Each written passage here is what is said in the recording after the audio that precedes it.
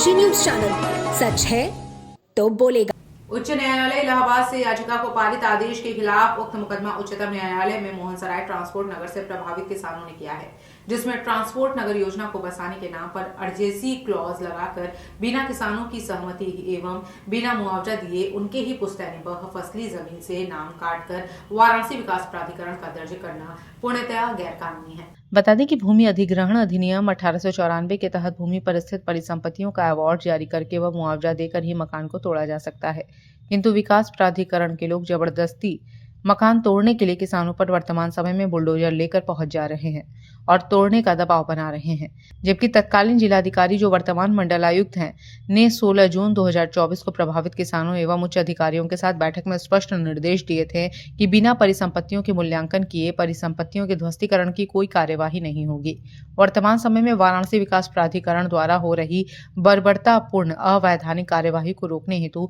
याचिकाकर्ता के अधिवक्ता आकाश काकड़े ने उच्चतम न्यायालय में साक्ष्य और सबूत लेकर उक्त योजना से प्रभावित किसानों के मकानों को तोड़ने एवं उनके साथ हो रहे अवैधानिक कृत्य इत्यादि को रोकने का प्रार्थना चीफ जस्टिस ऑफ इंडिया की संवैधानिक पीठ में किए तो सरकार के अधिवक्ता ने कहा कि किसानों को उच्च न्यायालय इलाहाबाद ने स्थगन आदेश पहले ही दिया है, जिसका अक्षरशः पालन हो रहा है। वहीं उच्च न्यायालय इलाहाबाद के रिट संख्या में 21 दिसंबर 2023 से ही किसानों के पक्ष में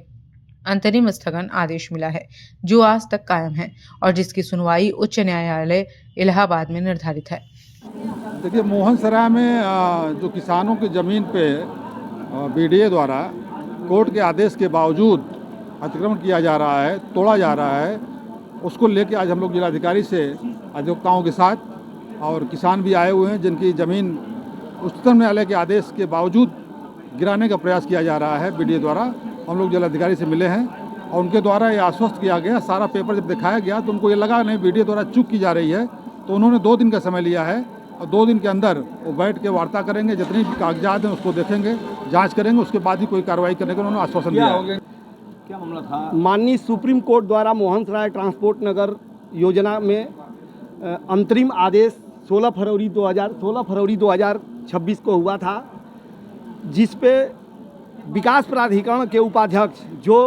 जिनको नरेंद्र मोदी जी विकास की जिम्मेदारी दिए हैं बनारस में, बोरा जी हैं, बोरा जी ने एक रिलीज जारी करके कहा कि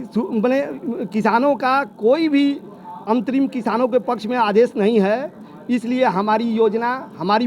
किसानों की ज़मीन को घरों को बुलडोज करने की योजना और तीव्र गति से होगी। माननीय चीफ जस्टिस ऑफ इंडिया के आदेश का जिस तरह से नरेंद्र मोदी के इस संसदीय क्षेत्र में अवहेलना हो रही है, वो कहीं ना कहीं चिंतनीय है, कहीं इतना ज़्यादा गैरकानूनी है जिसकी कल्पना नहीं की जा सकती है। आज मैं शुक्रगुजार हूँ बनारस के अधिवक्ता समाज का,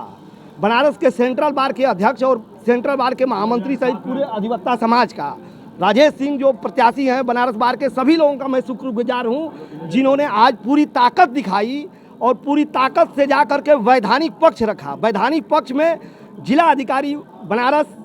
एक्सेप्ट किए कि नहीं, विकास प्राधिकरण के उपाध्यक्ष के द्वारा चूक हुई है।